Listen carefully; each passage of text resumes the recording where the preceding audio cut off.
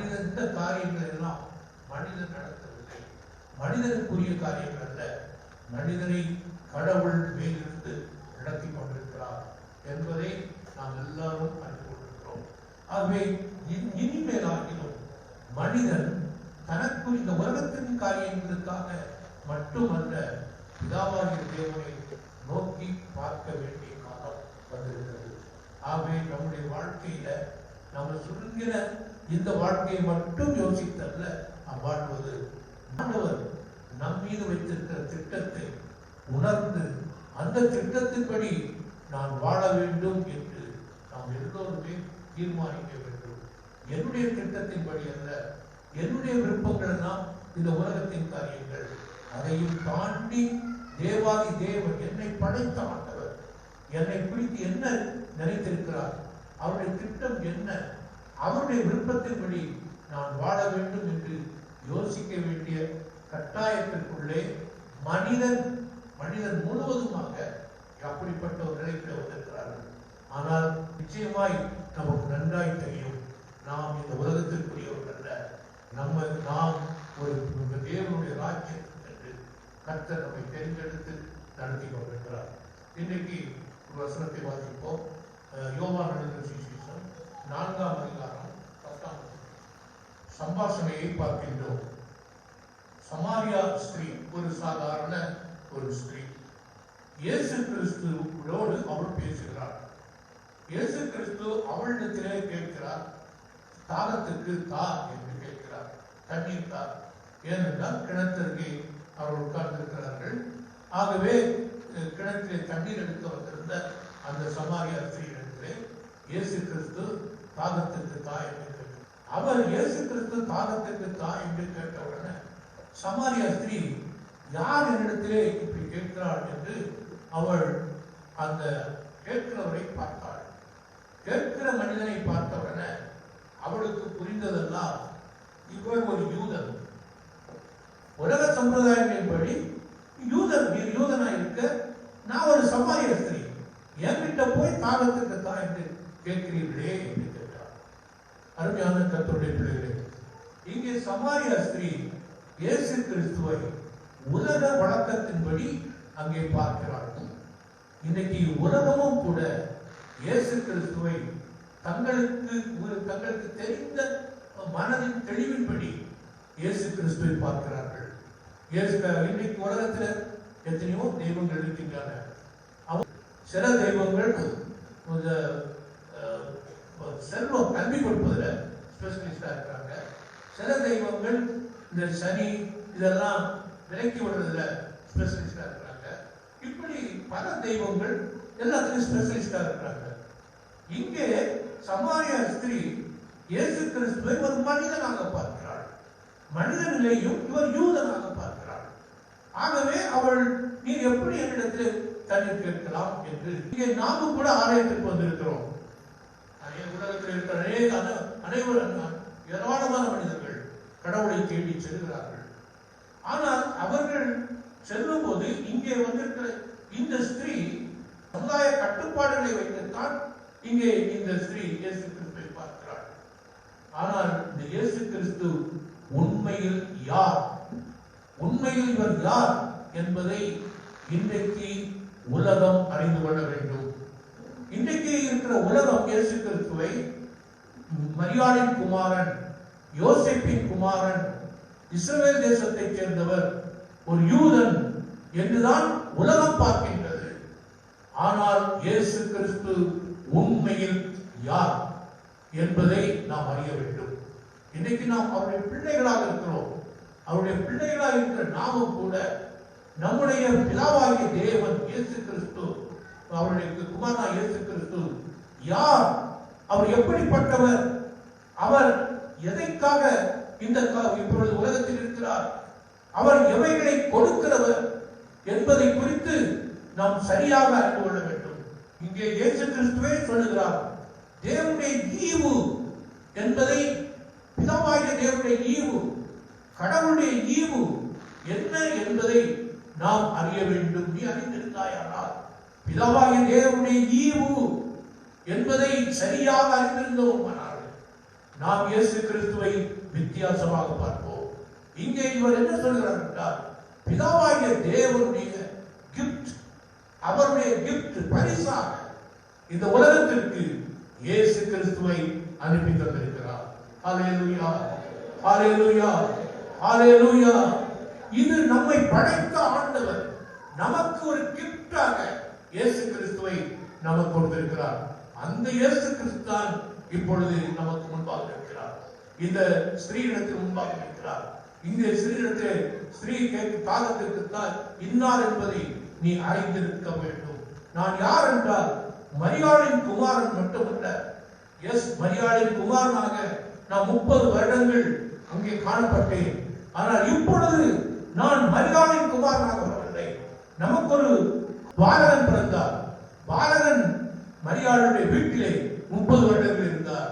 இப்பொழுது நமக்கு அவர் ஒரு குமாரனாக இந்த உலகத்திற்கு தேவனுடைய ஈவாக கொடுக்கப்பட்டிருக்கிறார். ஹல்லேலூயா, ஹல்லேலூயா, ஹல்லேலூயா. ஆகவே தேவனுடைய ஈவாக அவர் இயேசு கிறிஸ்து கொடுக்கப்பட்டிருக்கிறார்.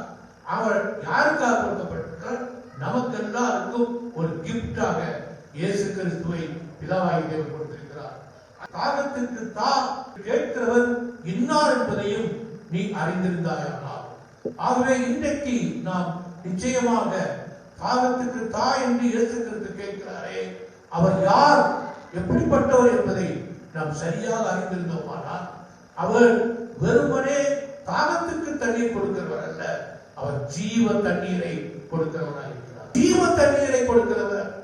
இன்றைக்கு உலகத்தில் இருக்கிற எல்லாமே தாகத்தை தீர்க்காது, பசியை தீர்க்காது, திருப்தியை கொடுக்காது.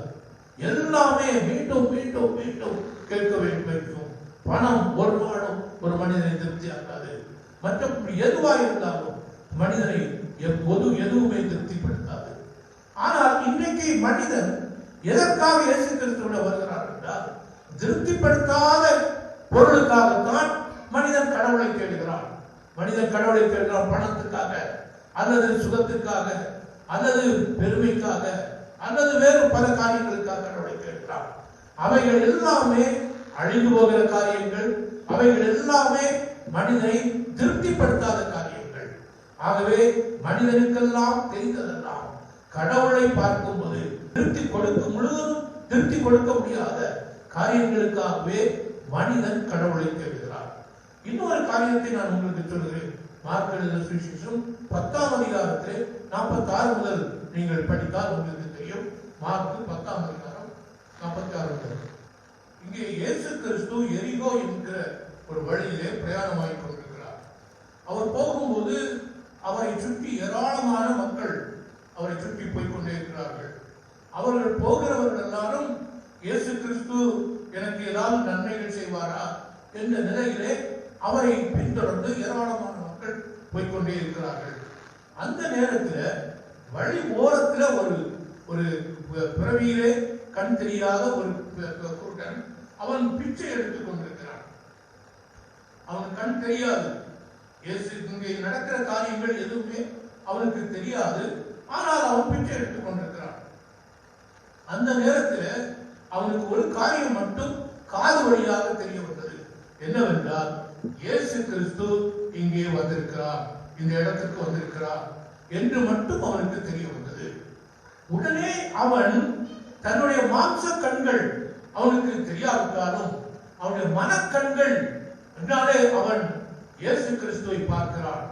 இயேசு கிறிஸ்துவை ஒரு மனிதனாக, மரியாள் யோசேப்புடைய குமாரனாக அவன் பார்க்கவில்லை. அவன் என்ன சொல்கிறார் என்றால், தாவீதின் குமாரன், இவர் பிதாவின் ஒரே குமாரனாகிய இயேசு கிறிஸ்து என்று இந்த பிறவியிலே குருடனாக இருந்த, உலக கண்கள் தெரியாமல் இருந்த மனக்கண்களினாலே அவன் அவரை பிதாவாகிய தேவனுடைய குமாரனாக இயேசு கிறிஸ்துவை பார்க்கிறார். ஹல்லேலூயா, ஹல்லேலூயா. இன்றைக்கும் நாம் ஒருவேளை நம்முடைய மனக்கண்களினால் பார்ப்போம், சரீர கண்களினால் பார்ப்போம் என்றால், உலகத்தில் பல தெய்வங்கள் இருக்கிறது, அதை போலதான் இதுவும் ஒன்று என்று மனிதர்கள் நினைக்கலாம், உலகம் அப்படி நினைக்கலாம். ஆனால் இவர் அப்படிப்பட்டவர் அல்ல. இவர் பிதாவாகிய தேவனுடைய ஒரே பேரான குமாரனாகிய இயேசு கிறிஸ்து. ஹல்லேலூயா. எத்தனை பேர் அப்படி பார்க்கிறீர்கள்? எத்தனை பேர் அப்படி பார்க்கிறீர்கள்? பிதாவாகிய தேவனுடைய குமாரனாகிய இயேசு கிறிஸ்து என்று பார்க்கிறார்கள். பார்த்து அவன் தாவீது குமாரனே எனக்கு இறங்கும் என்று கூப்பிடத் தொடங்கினான். அவனுடைய சத்தம் இயேசு கிறிஸ்துவின் காதுகளுக்கு எட்டியது. உடனே இயேசு கிறிஸ்து, எல்லோரும் இருக்கிறார்கள், அநேக மக்கள் விஐபிஸ் எல்லாம் தன்னோடு கூட இருக்கிறார்கள். ஆனால் இந்த இயேசு கிறிஸ்து அந்த தெருவோரத்திலே கூப்பிடுகிற அந்த பர்த்திமேயு குருடனுடைய சத்தம் அவர் காது வந்தவுடனே அந்த சத்தத்துக்கு வேல்யூ ஜாஸ்தி. ஏதோ பணக்கார பெரியவர்கள் எல்லாரும் அங்க எங்க வீட்டுக்கு வாங்கயா, எங்க வீட்டுக்கு வாங்கயான்னு கூப்பிடுற அந்த வார்த்தைகளை காட்டிலும் இந்த ஏழை மனிதன், இந்த பிறவி குருடன், பிச்சைக்காரன் கூப்பிடுகிற சத்தம் மிக மிக வேல்யூவானது. ஆகவே இயேசு கிறிஸ்து விவேகமாய் போய் கொண்டது. இயேசு கிறிஸ்து இந்த சத்தத்திற்கு கேட்டவுடனே நின்றார். அருமையான இறை மக்களே, இன்றைக்கும் நாம கூட நம்முடைய மத்தியில் இருக்கிற இயேசு கிறிஸ்துவை நாம் சரியாக அறிந்து அவரிடத்திலே நம்முடைய விண்ணப்பங்களை நாம் வைப்போம் என்றால் ஆண்டவர் அதை உண்மையாக செவி சாய்த்து கேட்கிறேன் என்று பைபிளில் சொல்லப்பட்டிருக்கிறது. அவர் கேட்கிறவராக இருக்கிறார். உடனே அவர் நின்றார். நின்று அந்த பர்த்திமேயை அழைத்து வர சொன்னார். உடனே எல்லாரும் போய் அந்த தெருவோரத்தில் இருக்கிற பர்த்திமேயை கூப்பிட்டார்கள். உன்னை இயேசு கிறிஸ்து கூப்பிடுகிறார், உன்னை இயேசு கிறிஸ்து கூப்பிடுகிறார் என்றார். கூப்பிடுகிறார் என்று சொல்லுகிறவர்கள், அவர் மரியாதைக்கு குமாரன், ஒரு யூதன், அவர் உன்னை கூப்பிடுகிறார் என்று நினைத்தான் அவர்கள் சொன்னார்கள். ஆனால் இவனை பொறுத்தவரையில் இவன் பொழுது எழுப்பி இயேசு கிறிஸ்துவோட போகிறான். உடனே அவன் நினைக்கிறான், நான் இப்பொழுது எழுப்பி இயேசு கிறிஸ்துவிடம் போகிற நான் யாரிடம் போகிறேன் என்றால் பிதாவாகிய குமாரன், பிதாவினுடைய ஒரே குமாரனாகிய இயேசு கிறிஸ்துவிடம் போகிறேன். ஆகையால் என்னுடைய வாழ்க்கை முழுவதுமாக மாற்றப்படும். என்னுடைய வாழ்க்கை இயேசு கிறிஸ்துவை பார்க்கிற நேரத்திலே என்னுடைய வாழ்க்கை முழுவதுமாக மாறும். பிறக்கும் போது நான் குருடனாக இங்கே பிச்சைக்காரனாக பிறந்தேன். ஆனால் அது முழுசுமாக இயேசு கிறிஸ்துவை பார்த்த நேரத்திலே என்னுடைய வாழ்க்கை மாற்றப்படும். ஹல்லேலூயா. எத்தனை பேருக்கு அப்படி வாழ்க்கை மாறி இருக்கிறது? வாழ்க்கை முழுசும் மாறி இருக்கிறது. என்னுடைய வாழ்க்கை முழுசும் அரைக்குறையாக அல்ல, இன்னும் அதே நிலையில தான் இருக்கிறேன், அதே போலதான் இருக்கிறேன். அப்படி அல்ல. இங்கே பர்த்திமேயு இயேசு கிறிஸ்துவோட வந்தான். இயேசு கிறிஸ்து அவரிடத்தில் கேட்கிறார், நான் உனக்கு என்ன செய்ய வேண்டும் என்று கேட்டார். நான் உனக்கு என்ன செய்ய வேண்டும்? இந்த உலக பிரகாரமான விருப்பங்கள் நிறைவேற்றணுமா, அல்லது உனக்கு வேற என்ன செய்ய வேண்டும் என்று கேட்டார். இன்னைக்கு நாம் இந்த இயேசு கிறிஸ்துவிடத்துல என்ன செய்ய வேண்டும் என்று கேட்க போறீங்க? ஐயா, எனக்கு ஒரு கடன் இருக்குது, அந்த கடனை தீர்த்தாருங்க. ஐயா, என்னுடைய பிள்ளைக்கு கல்யாணம் ஆகல, கல்யாணத்தை செய்தாருங்க. ஐயா, எனக்கு வீடு கட்டல, வீடு கட்டித்தாருங்க. இது இப்படி காரியங்களை உலகம் கேட்கிறார்கள். ஆனால் பர்த்திமேயுவிடத்தில் இயேசு கேட்டார், நான் தேவனுடைய குமாரனாகிய கிறிஸ்துவாகிய நான் உனக்கு என்ன செய்ய வேண்டும் என்று கேட்டார். அப்பொழுது அவன் என்ன சொன்னான் தெரியுமா? எனக்கு பணம் வேண்டாம், எனக்கு இந்த உலக நன்மைகள் வேண்டாம், இந்த உலக காரியங்கள் வேண்டாம், எனக்கு பார்வை வேண்டும் என்று கேட்டார். அருமையான கர்த்தருடைய பிள்ளைகளே, இன்றைக்கு நாம் யாரிடத்தில் கேட்கிறோம், யாரிடத்தில் பேசுகிறோம் என்பதை நாம் அறிய வேண்டும். பிதாவாகிய தேவன் என்று அவரை சொன்னார், நீங்கள் உங்களுக்கு தேவையானவைகள் எல்லாவற்றையும் நான் உங்களுக்கு நீங்கள் கேட்காமலே தருவேன் என்று சொன்னார். அவர் என்ன சொன்னார் என்றால், உங்களுக்கு என்ன தேவை என்பது எனக்கு தெரியும் என்று இயேசு சொன்னார். அப்படி சொன்னார்னு நம்மளவங்க கைகளை வைத்து இன்றைக்கு உங்களுக்கு என்ன தேவை என்பது உங்களுக்கு தெரிவதற்கு முன்னே இயேசு கிறிஸ்துவுக்கு தெரியும். தெரியுமா தெரியாதா? தெரியுமா தெரியாதா? உங்களுடைய மனசு என்ன, உங்களுக்கு தேவை, உலக பிரகாரமான தேவைகள் எல்லாம் அவருக்கு தெரியும். ஆகவேதான் உங்களுக்கு என்ன தேவை என்பது எனக்கு தெரியும். ஆனால் நீங்கள் கேட்க வேண்டிய காரியம் முதலாவது தேவனுடைய ராஜ்யத்தையும் அவருடைய நீதியையும் தேடுங்கள் என்று சொன்னார். அருமையான இறை மக்களே, இன்றைக்கு நாம் தேட வேண்டிய காரியம் தேவனுடைய ராஜ்யம், தேவனுக்கு ஏற்ற ஒரு வாழ்க்கை. இந்த உலக வாழ்க்கை அல்ல. இந்த உலக வாழ்க்கைக்கு தேவையானவைகளை நான் தருகிறேன். நீங்கள் தேட வேண்டியது தேவனுடைய வாழ்க்கை, பிதாவாகிய தேவனுடைய ராஜ்யத்தில் இருக்கக்கூடிய ஒரு வாழ்க்கை. அந்த வாழ்க்கையை தேடுங்கள், அப்பொழுது இவைகளெல்லாம் உங்களுக்கு கூட கொடுக்கப்படும் என்று சொன்னார். இயேசு கிறிஸ்துவிடத்திலே எனக்கு பார்வை வேண்டும், என்னுடைய வாழ்க்கை மாற வேண்டும், இந்த குருட்டுத்தன்மையில் நான் வெளியே வர வேண்டும், இந்த பிச்சைக்கார நிலையிலிருந்து நான் வெளியே வர வேண்டும் என்றவனாக பார்வை வேண்டும் என்று கேட்டார். அப்பொழுது இயேசு, நீ எதை விசுவாசிக்கிறாயோ பார்வை இயேசு கிறிஸ்துவால் உனக்கு கிடைக்கும் என்று விசுவாசிப்பாயானால் அது உனக்கு கிடைக்கும் என்று சொன்னார். இன்றைக்கும் கூட அருமையான சபையோடு விசுவாசிகளை நாம் ஆண்டவருடைய ஆசீர்வாதங்களை, பிதாவாகிய தேவனுடைய ஈவை நாம் சரியாக பெற்றுக் கொள்வோம் என்று விசுவாசத்தோடு காணப்படுவோம் என்றால் அவைகளை நாம் பெற்றுக் கொள்வதாக இருக்கிறோம். இங்கே அவன் இயேசு கிறிஸ்துவை விசுவாசித்தான், பார்வை அடைந்தவனாக அவன் திரும்பி சென்றான் என்று பார்க்கிறோம். அருமையான கர்த்தருடைய பிள்ளைகளே, முதலாவது நீங்கள் இயேசு கிறிஸ்துவை, அவர் பிதாவாகிய தேவன், அவருடைய ஈவை நீங்கள் அறிந்திருந்தால் உங்களுடைய வாழ்க்கை மாற்றப்படும். இந்த உலகம், உலகத்துக்குரிய வாழ்க்கை எல்லோரும் தான் வாழ்கிறார்கள். கிறிஸ்தவர்களும் வாழ்கிறார்கள், கிறிஸ்தவர் அல்லாதவர்களும் வாழ்கிறார்கள். அவர்களும் அதைத்தான் கேட்கிறார்கள். அவர்களும் கேட்கிறதை போலத்தான் கிறிஸ்தவர்களும் கேட்டுக் கொண்டிருக்கிறார்கள். ஆனால் அருமையான நாம் இயேசு கிறிஸ்துவை வேறு விதமாக பார்க்க வேண்டும். ஹல்லேலூயா, ஹல்லேலூயா. நீ தாகத்துக்கு தாய் இன்னார் என்பதை, அவர் கேட்கிற இன்னார் என்பதை நீ அறிந்திருந்தாயானால் அவர் உனக்கு ஜீவ தண்ணீரை கொடுத்திருப்பார். ஹல்லேலூயா. நீ கேட்கல, நீ ஜீவ தண்ணீரை கேட்கல, ஆனா உனக்கு ஜீவ தண்ணீர் தேவை. உனக்கு இந்த உலகத்தின் தண்ணீர் எல்லாம் உனக்கு திரும்ப திரும்ப குடிக்க குடிக்க தாகம் உண்டாகும். ஆனால் என்னிடத்தில் வருகிறவனுக்கு ஒரு காலம் தாகம் உண்டாகாது. எத்தனை பேர் இயேசு கிறிஸ்துவோட வந்திருக்கிறோம்? இயேசு கிறிஸ்துவோட வந்திருக்கிறோம். இயேசு கிறிஸ்துவோட வந்துட்டோம்னா திருப்தி வந்துடும், திருப்தி வந்துடும், தாகம் உண்டாகாது. என்னிடத்தில் வருகிறவனுக்கு ஒரு காலம் தாகம் உண்டாகாது. யோவான் 6 இயேசு கிறிஸ்துவை விசுவாசிக்கிறவர்கள்.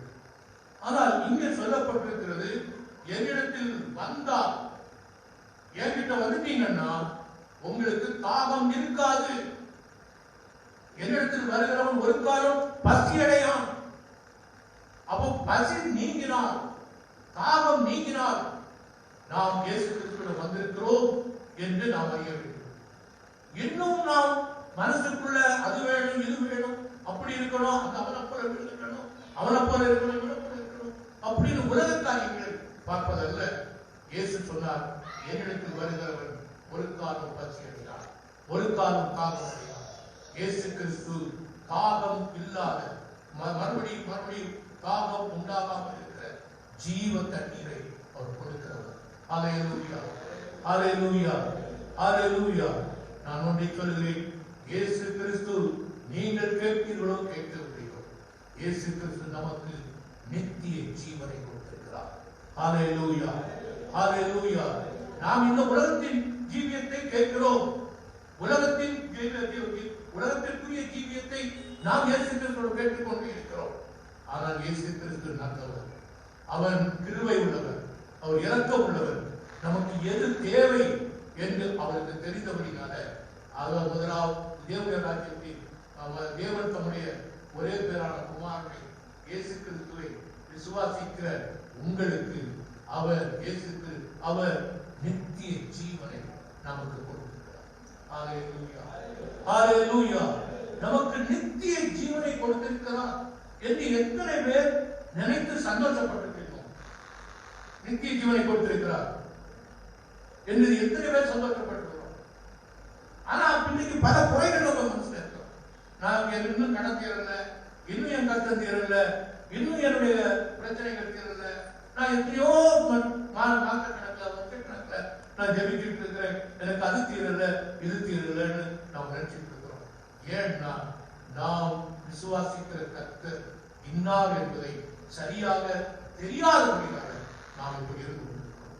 இன்றைக்கு நாம் எல்லாரும் ஒரு தீர்மானமாக இருப்போமாக, நான் உலக மனிதர்களைப் போல மற்ற மனிதர்களைப் போல அல்ல, நான் எங்கள் நம்மை எல்லாம் படைத்த பிதாவாகிய தேவனிடத்தில் நாம் வந்திருக்கிறபடினால எல்லா பிரச்சனைகளையும் கர்த்தர் பார்த்துக் கொள்வார். பரமண்டலத்தில் இருக்கிற எங்கள் எங்கள் பிதாவே கூப்பிடுகிறார்.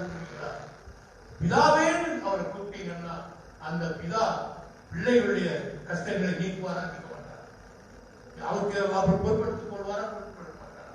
இன்னைக்கு பெற்றோர்கள் பிள்ளைகளுடைய காரியங்களை பொறுப்படுத்திக் கொள்வதா இல்லையா? அப்போ நம்முடைய இன்னைக்கு இயேசுவே சொன்னார், இயேசு கிறிஸ்துவே சொன்னார், அவரே சொன்னார், நீங்கள் இனிமேல் கடவுளே என்று கூப்பிடாதீங்க, என்னை சிருஷ்டித்தவரே என்று கூப்பிடாதீங்க, அதையும் மிஞ்சி பிதாவே என்று கூப்பிடுங்கள் என்று சொன்னார். எல்லாரும் கைகளை கட்டி பிதாவாய் அப்போ பரமண்டலத்தில் இருக்கிற எங்கள் பிதாவே என்று கூப்பிட்டு அவர் சொல்லுகிறார், நீ என்னுடைய பிள்ளை, நீங்கள் என்னுடைய பிள்ளைகள் என்று அவர் கூப்பிடுகிறார். அப்படியானால் பிள்ளை தகப்பன் என்ற உறவுக்குள்ளே நாம் வந்திருக்கிறோம். நாம் விசுவாசிக்கிற கர்த்தர் இன்னார் என்று அறிவேன். அல்லேலூயா, அல்லேலூயா. இங்கே பவுல் அப்போஸ்தலர் 2 தீமோத்தேயு 1:12 சொல்கிறார், பிற்பகுதியிலே, நான் விசுவாசிக்கிற கர்த்தர் இன்னார் என்று அறிவேன், அவர் என்னை முடிவு வரை காக்க அவர் நல்லவராய் இருக்கிறார். அல்லேலூயா. நான் அவரிடத்தில் ஒப்பு கொடுத்ததை அவர் அந்நாள் வரைக்கும் காத்துக்கொள்ள வல்லவராய் இருக்கிறார் என்று நிச்சயித்து இருக்கிறேன். அருமையான கர்த்தருடைய பிள்ளைகளே, இங்கே பவுல் அப்போஸ்தலர் மிக தெளிவாக சொல்கிறார், நான் விசுவாசிக்கிற கர்த்தர் இன்னார் என்று அறிவேன், அவரிடத்தில் என்னுடைய வாழ்க்கையை ஒப்பு கொடுத்திருக்கிறேன், என்னுடைய குடும்பத்தை ஒப்படைத்திருக்கிறேன், என்னையே அவரிடத்தில் ஒப்படைத்திருக்கிறேன், அவர் முடிவு பரியந்தமும் என்னை, என் குடும்பத்தை, பிள்ளைகளை எல்லோரையும் சரியாக வழி காக்க வல்லவராய் இருக்கிறார் என்று நான் நிச்சயித்திருக்கிறேன். எத்தனை பேர் அதை சொல்ல முடியும்? எத்தனை பேர் நிச்சயமா இருக்கிறீர்கள்? எத்தனை பேர் நிச்சயித்திருக்கிறீர்கள்? நான் விசுவாசிக்கிற கர்த்தர் இருக்கிறார். ஆகவே இங்கே இந்த ஸ்திரீயிடத்தில் இயேசு சொன்னார், நீ தண்ணீர் கொண்டு கொள்ள இங்கே வந்து அதுக்கு அடுத்தபடியாக ஜாதி பிரச்சனை, அதுக்கு அடுத்தது பல பிரச்சனைகள், 5 புருஷர்கள், இன்னொரு ஒரு புருஷன், இப்படி எல்லாம் வாழ்க்கை சீரழித்து இருக்கிறது. ஆனால் எல்லாவற்றுக்கும் ஒரே ஒரு காரியம், உன்னிடத்தில் இப்பொழுது தாகத்திற்கு தா என்று கேட்கிறவர் யார் என்பதை சரியாக புரிந்திருந்தால் உனக்கு ஜீவ தண்ணீரை கொடுத்திருப்பார். அருமையான கர்த்தருடைய பிள்ளைகளே, அந்த ஜீவ தண்ணீர், அந்த நித்திய ஜீவனை பெற்றுக் கொண்டிருக்கிற நாம் கர்த்தருக்குள்ளே நாம் சந்தோஷமாய் காணப்படுவோம். கர்த்தர் தாமே இந்த வார்த்தையை ஆசீர்வதிப்பார்.